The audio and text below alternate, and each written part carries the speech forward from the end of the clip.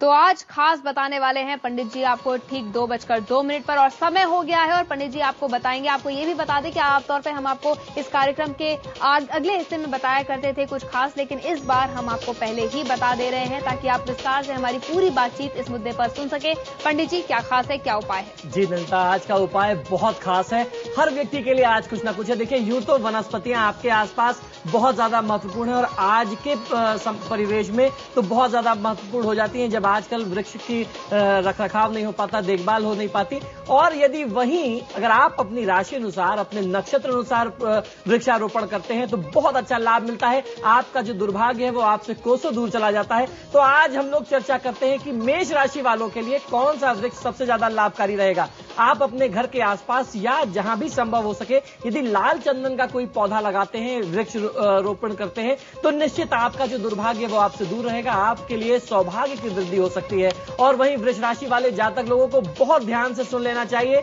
आप लोगों से यह आग्रह है, यह अनुरोध है कि ऐसे उपाय आपको हमेशा नहीं मिलते। ये पूर्णतः शास्त्रोक्त है। इनको सुन लीजिए, समझ लीजिए और लिख लीजिए, अपने जीवन में करने का प्रयास करिए। इसमें जितने भी पौधे बताए जा रहे हैं ये हमारे आपके बीच किसी भी नर्सरी में कहीं भी बहुत आसानी से उपलब्ध है। इसमें ऐसा कुछ नहीं है जो आपको बहुत परेशान करे। वृषभ राशि वाले जातक लोगों के लिए सप्तपर्णी का पौधा अपने घर में, अपने आसपास लगाना बहुत अच्छा लाभ दे सकता है। वहीं मिथुन राशि वाले जातक लोगों के लिए कटहल का पौधा लगाना अपने घर में, अपने बगीचे में, अपने किचन गार्डन में आपके जो कष्ट है उनको भी दूर करेगा और आपको कटहल का फल भी, सब्जी भी मिलती रहेगी। और उसी के साथ साथ कर्क राशि वाले जातक लोगों के लिए यदि आप पलाश का पेड़ लगाते हैं अपने आसपास कहीं किसी खाली स्थान में, निर्जन स्थान में और उसकी देखरेख करते रहते हैं तो आपको बहुत अच्छा लाभ मिलता है।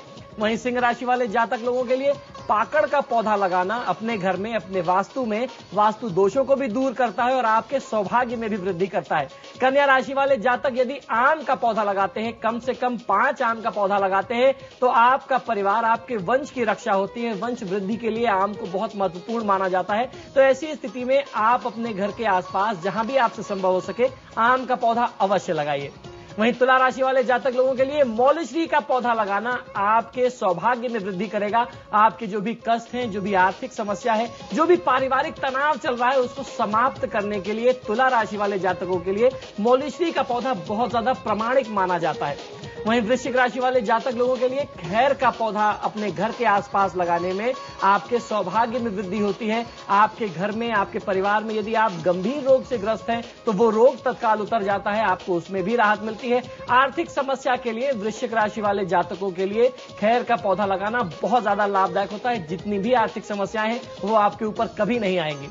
धनु राशि वाले जातक लोगों के लिए पीपल का पौधा लगाना, यूं तो पीपल का पौधा कोई भी लगा सकता है, वहीं अगर धनु राशि का जातक इसे लगाए, इसको स्थापित करे तो उसको बहुत ज्यादा फल मिलता है। आपके बड़े बुजुर्ग तक आपसे तर जाते हैं, आपके इस कार्य से, इस कृत्य से तृप्त होते हैं, उनका आपको आशीर्वाद मिलता है, आपके पितरों का आशीर्वाद मिलता है और आने वाली जो आपकी संतानें हैं, आने वाली जो आपकी जनरेशन है उसका भविष्य भी बहुत अच्छा उज्जवल रहता है। वहीं मकर राशि वाले जातक लोगों के लिए यदि आप अपने घर के आसपास शीशम का पौधा लगाते हैं तो आपको बहुत अच्छा आशीर्वाद मिलता है। जो प्रकृति के देवता भगवान शिव है, इस संपूर्ण सृष्टि के जो अधिपति देवता हैं, उनका आशीर्वाद आपको पूरी तरीके से मिलता है। कुंभ राशि वाले जातक लोगों के लिए एक बार पुनः खैर का पौधा लगाना आपके लिए बहुत उत्तम होता है। यदि आप खैर का पौधा लगाते हैं तो आपके ऊपर जो भी दुर्भाग्य है या जो चोट चपेट, एक्सीडेंट आपको बार बार झेलनी पड़ती है उससे आप बच जाते हैं। आपका भवन और आपके भवन में रहने वाले आपके परिजन हमेशा सुरक्षित रहते हैं।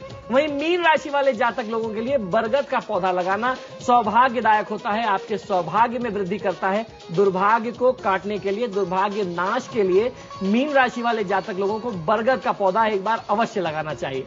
बिल्कुल, तो ये तो पंडित जी ने बताया कि कौन सी राशि के लिए कौन सा पेड़ पौधा जो है वो अच्छा होता है और इस पर हमारी चर्चा कुछ देर में जारी रहेगी। हम और भी विधि विधान पंडित जी से इस बारे में जानेंगे। बहरहाल अपने दर्शकों को बता दें कि अगर वास्तु संबंधित कोई भी परेशानी आपके जीवन में है तो आप हमें फोन कर सकते हैं या फिर आप हमें ईमेल भी कर सकते हैं और पंडित जी उसका उपाय आपको बताएंगे। फिलहाल हमारी एक दर्शक कोमल हमारे साथ जुड़ रही है, कुछ पूछना चाहती है। कोमल, पूछिए अपना सवाल। हेलो जी बताइए। हेलो, हाँ नमस्ते पंडित जी। जी नमस्कार। हाँ, मेरे 2 सवाल हैं आपसे। जी, मेरे पति जो है वो बैंकिंग फील्ड में काम करते हैं और वो कोऑपरेटिव बैंक में काम करते हैं। उन्होंने बहुत सारे एग्जाम्स दिए बैंकिंग के, पर उनको सफलता ही नहीं मिलती है। वो हमेशा कुछ मार्क्स के लिए फेल ही हो जाते हैं। और मेरा दूसरा सवाल ये है कि हम किराए के मकान में रहते हैं जी, और जो हमारा घर जो दक्षिण मुखी है, पर दक्षिण से निकलते हुए हम पूरब की तरफ मुड़ करके बाहर निकलते हैं और हमारे घर के सामने ही यानी बिल्कुल लग के ही 2 मंजिलों की इमारत है। तो ये वास्तु के हिसाब से सही है क्या?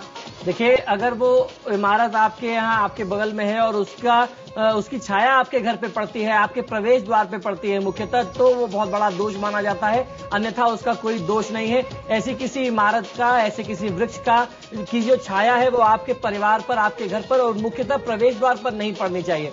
जहां तक आपके पतिदेव के विकास की बात है, उनके आगे बढ़ने में जो बार बार बाधा आ रही है, क्योंकि वो वित्तीय क्षेत्र में है, बैंकिंग फील्ड में है, तो घर की उत्तर दिशा का साफ सुथरा होना बहुत ज्यादा महत्वपूर्ण है। आपका दक्षिण मुखी मकान है, मैं पूरी गारंटी के साथ कह सकता हूं कि आपके घर में बैक साइड में उत्तर दिशा में बहुत ज्यादा गंदगी या स्टोर टाइप का कुछ बना हुआ है, जिसकी वजह से बार बार भाग्य बाधा आती है। आप उसको साफ सुथरा करके रखिए। वहां पे नमक के पानी का पोछा लगाना और नीला बल्ब उत्तर की दिशा में जला करके रखना आपके सौभाग्य में वृद्धि करेगा। बिल्कुल, तो तमाम लोग यहाँ पर हमें फोन कर रहे थे परेशानी जानने के लिए, लेकिन आज का हमारा खास मुद्दा ये है कि अपने घर में कौन सा पेड़ लगाना चाहिए, कौन सा पौधा लगाना चाहिए जिससे आपके घर में वृद्धि आए और लक्ष्मी आए। तो पंडित जी, आपने बताया कौन सा पौधा लगाना चाहिए, कौन सी राशि के लोगों को, क्या कोई खास दिशा है जहां लगाना चाहिए, कोई तरीका है जिस तरह से लगाना चाहिए? जी बिल्कुल, देखिए इनके लिए दिशा भी होती है, लेकिन यदि आप अपनी राशि अनुसार जो भी आपको दिशा मिल जाए, वृक्ष लगाना, वनस्पतियों को ज्यादा से ज्यादा लगाना हमारे शास्त्रों में महात्मा बताया गया है। लेकिन यदि मैं बार बार कह रहा हूं, यदि आप अपनी राशि अनुसार वृक्ष लगाएंगे, वनस्पति लगाएंगे, तो आपके सौभाग्य में और ज्यादा वृद्धि होगी। कोई भी राशि का जातक कोई भी पौधा लगा सकता है, इसमें कहीं कोई दो राय नहीं है। लेकिन यदि आप अपनी राशि से मिलता जुलता या अपने नक्षत्र से संबंधित पौधा लगाते हैं तो आपके सौभाग्य में और वृद्धि होती है। उसके लिए निश्चित दिशाएं भी हैं, लेकिन आज की जो बाध्यता है, अब आप अगर फ्लैट में रहते हैं तो आप दिशा के अनुसार नहीं लगा सकते। अपने घर में बालकनी में या छत में कहीं भी आप अगर इसको लगाते हैं तो आपको निगेटिविटी में कहीं कमी आएगी, बहुत अच्छा लाभ मिलेगा। घर के वास्तु दोष को दूर करने का इससे सरल और इससे चमत्कारी उपाय और कोई नहीं हो सकता। बिल्कुल, और अब हम रुक करेंगे बिजनौर का, जहां से मंजू हमारी एक दर्शक हमारे साथ जुड़े हैं। मंजू, पूछिए अपना सवाल। हेलो पंडित जी। जी बताइए। हाँ नमस्कार पंडित जी। जी नमस्कार, बताइए। पंडित जी, अभी फिलहाल मेरी मदर तो यहाँ पे नहीं है, थोड़ा काम में लगी है। मैं आपसे अपना सवाल पूछना चाहती हूँ। हमारा घर सीधा जो मेन गेट है वो उत्तर दिशा में है पंडित जी, और उत्तर से पूरब तक बाउंड्री गई है, बाहर सारा खुला है, सारे में ग्रीनरी भी है, थोड़ा पक्का है थोड़ा कच्चा। और पश्चिम साइड में पोर्च में हमारी गाड़ी खड़ी होती है, लेकिन जो हमारा मेन दरवाजा लॉबी में खुलता है अंदर आके, वो टेढ़ा है, जैसे 2 कोनों के बीच से दरवाजा बनता है। फिर सीधा पूरब पश्चिम की साइड सीढ़ी जाती है जी हाँ, और पूरब में खत्म हो जाती है। तो हमने प्लेटफॉर्म पे पोर्च के आधे पे मंदिर बनवाया है, वो ईशान उत्तर में मतलब मिला हुआ है, तो क्या वो ठीक रहेगा? प्लेटफॉर्म से जैसे बीच में बनाया है। जी बिल्कुल, देखिए कोने पे बना हुआ मंदिर है, पूरी तरीके से तो शुभ नहीं है, लेकिन वहाँ ईशान जी ईशान कोण मिल रहा है, तो इस कारण से वो शुभ हो सकता है। आपको उसकी शुभता में और वृद्धि करनी है। आपको करना यह है कि एक तांबे या पीतल के पात्र में जल भर करके आप वहां रखा करें। यदि संभव हो सके तो उसके ऊपर एक और पात्र रखें, ढक्कन के तौर पे कटोरी रख सकते हैं, और उसमें यदि आप एक पुखराज रख सकते हैं नियमित तौर पे, तो वो आपको रखना चाहिए। वो तत्काल आपकी जो शुभता है उसमें वृद्धि कर देगा। जो इस जगह का वास्तु दोष है, वो कोण कटा हुआ है, उस कॉर्नर पे जो मंदिर बन रहा है उसके दोष को वो दूर करेगा। एक बार पुनः समझ लीजिए, एक पात्र में जल रखिए, उसके ऊपर एक कटोरी रख करके उसमें एक पुखराज रत्न रख दीजिए थोड़े दिन के लिए। ये प्रयोग आपको 40 दिन तक करना है। रोज सुबह आप जल बदल दें, परिवर्तित कर दें, स्नान ध्यान के बाद शुद्ध जल, साफ जल वहां रखिए और उस पुखराज की अंगूठी को फिर वहां रखिए। ऐसा 40 दिन करने से वो जगह पूरी तरीके से चार्ज हो जाएगी। ईशान कोण की दिशा भगवान बृहस्पति की दिशा होती है, वहां पुखराज रहना, शुद्ध जल रहना उस जल तत्व में वृद्धि करेगा और भगवान विष्णु की कृपा आपको तत्काल मिलने लगेगी। बिल्कुल, और अब हम रुक करेंगे दक्षिण का, कर्नाटक से हमारे साथ पल्लवी जुड़े हैं हमारी दर्शक। पल्लवी, पूछिए अपना सवाल। पंडित जी नमस्ते, मैं पल्लवी बात कर रही हूँ। जी नमस्कार, बताइए। मैं एक सवाल आपसे पूछना चाहती हूँ। हमारी मेडिकल होलसेल की शॉप है पंडित जी, तो पहले हम किराए से थे, तो अब हम हमारे खुद के कॉम्प्लेक्स में शिफ्ट कर रहे हैं उसको। तो उसकी तो दिशा है जो पश्चिम की तरफ सीढ़ी चढ़ती है, और उसका एक जो शटर है वो तरफ है और एक जो शटर है वो पश्चिम की तरफ है।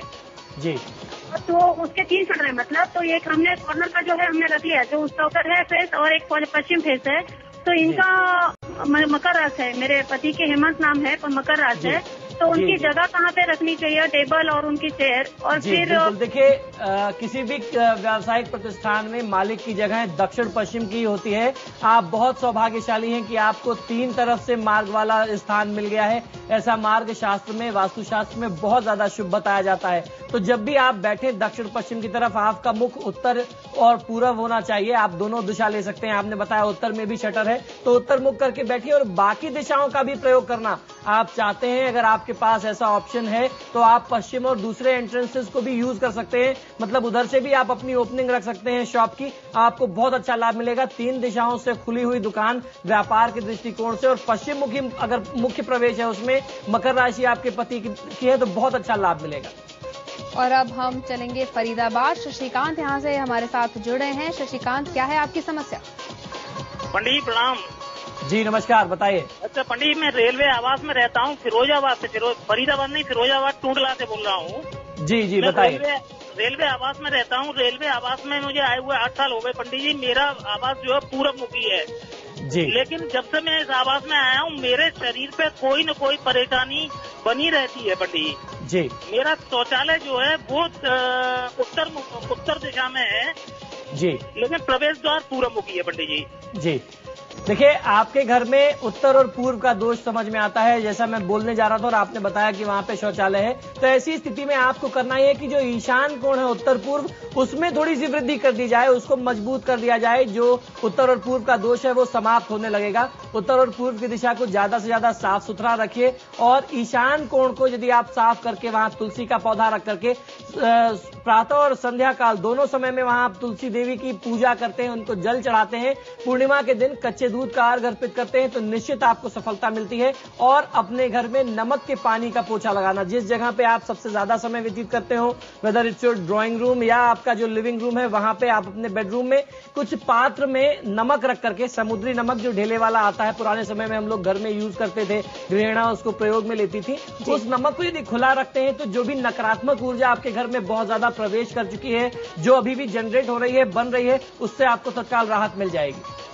तो आप यहाँ हमें फोन करते रहिए और हम एक छोटा सा ब्रेक लेंगे, और साथ ही कुछ मेल्स भी हमारे दर्शकों ने भेजी हैं, उनका भी समाधान हम लेंगे एक छोटे से ब्रेक। आप देख रहे हैं आपका घर आपका वास्तु, और पंडित वैभवनाथ शर्मा जी हमारे साथ मौजूद हैं, जो कि आपकी वास्तु संबंधित परेशानियों का हल यहाँ हमें बता रहे हैं। हमारे कुछ दर्शकों ने ईमेल्स के द्वारा अपने सवाल पूछे हैं। पंडित जी, नक्शा आपके पास है। जयंत और नितिन ने एक मेल भेजा है इंदौर से, उन्होंने अपना घर का पूरा नक्शा भेजा और साथ ही उन्होंने पूछा है कि किस तरह का सोल्यूशन आप बता सकते हैं, ठीक है कि नहीं?